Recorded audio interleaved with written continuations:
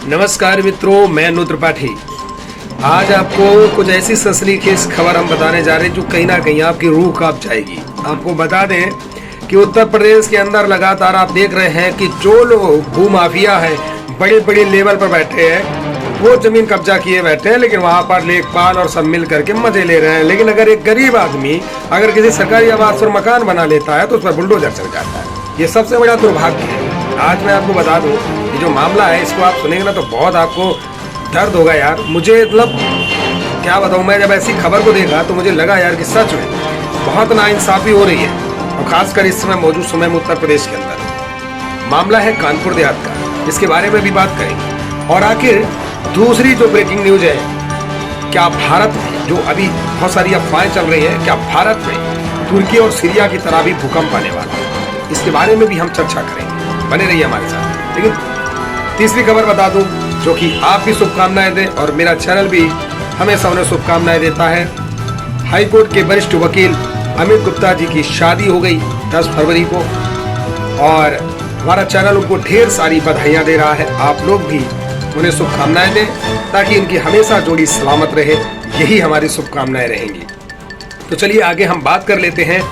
मैं हो या किसी चीज का मामला हो, कानपुर देहात के अंदर एक से एक बड़े बड़े भूमाफिया बैठे हुए हैं, जमीन पे कब्जा किए हुए बैठे हुए हैं, सरकारी जमीन पर अवैध कब्जा किए हैं, जहां पर लेखपाल मिला भक्ति के साथ और साथ साथ एसडीएम साहब भी मिला भक्ति में मोटा माल खा करके उन पर बुलडोजर नहीं चला रहे हैं। ऐसे कई मामले हैं कानपुर देहात में। अगर आप निकलेंगे ना तो ऐसे बहुत मामले आपको मिल जाएंगे। लेकिन यहाँ पर एक गरीब परिवार, आपको बता दें नाम है उनका रामकृष्ण गोपाल दीक्षित परिवार जो है, उस परिवार के ऊपर बुलडोजर चलाया गया जिसमें बेटी और मां की दर्दनाक मौत हो गई, जलकर राख हो गई।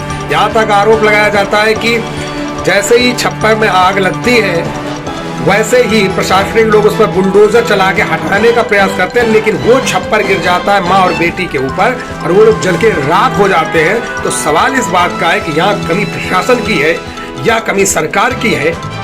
सोचिए, मतलब गरीब गरीब है ही नहीं। सरकार बड़े बड़े दावे करती है कि भाई गरीबों के लिए मैं ये करूंगा, गरीबों के लिए मैं वो करूंगा, तो आखिर इन गरीबों के साथ ही अत्याचार क्यों होता है और लगातार हो रहा है, इसमें कोई शक नहीं है। चाहे वो उत्तर प्रदेश हो, चाहे वो भारत का कोई राज्य हो, जहां भी आप जाओगे हमेशा गरीब व्यक्ति को दबाने का काम किया जाता है। कभी भी जितने लोग भूमाफिया बनकर बैठे हैं, बड़े बड़े माफिया बैठे हैं, मानता हूं क्योंकि सरकार उन पर बुलडोजर चलाती है, लेकिन और जो लोग छुपे रुस्तम बैठे हैं उनके ऊपर क्यों?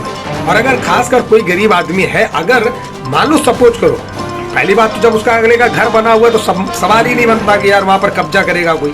ठीक, अगर हम कह रहे हैं चलो किसी गरीब ने बना भी लिया, तो ये जो आप लोग आवास योजना चलाते हैं, अरे भाई जिसने बना लिया, अगर आपको लगता है कि वो जमीन आपके काम की नहीं है, उसको आवास योजना के तहत उसको दे दो।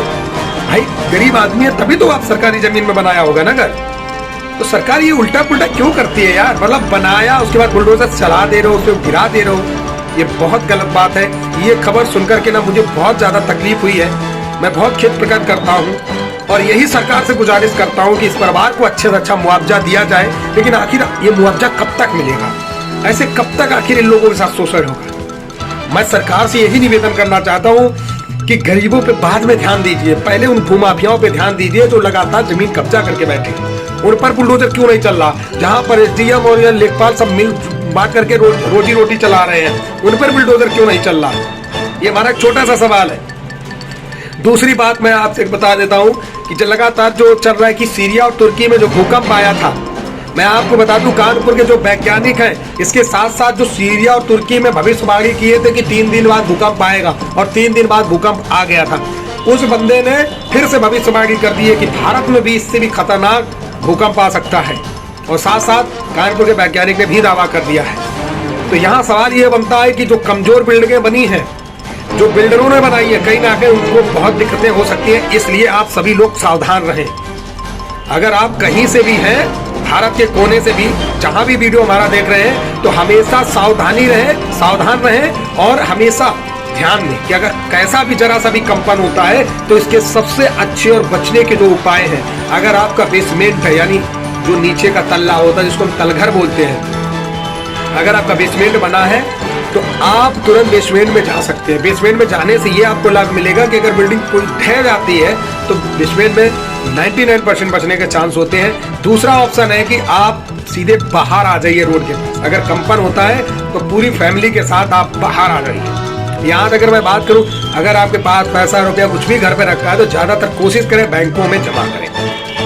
कुछ दिन की बात है, जमा कर दें ताकि अगर कोई ऐसी आपदा आती है तो आप सुरक्षित बच सके और बाहर निकल जाए। अगर जरा सा भी कंपन महसूस हो, आलस बिल्कुल ना करें, सावधानी बरतें, यही आप सभी से आग्रह है। मेरा काम है खबर देना, मैंने आपको खबर दे दी।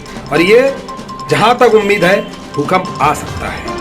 और जहां तक अगर मैं बात करूं तो पश्चिम यूपी में थोड़े इसके खतरे ज्यादा है, तो थोड़ा सा ध्यान देने का कष्ट करें। और इन तमाम खबरों से आपने क्या सीखा, आपको क्या लगा, यह हमें कमेंट करके जरूर बताइएगा। क्या गरीबों के साथ ऐसे ही शोषण होगा? क्या इसी तरह से लगातार सरकार अपनी रोजी रोटी सेकेगी?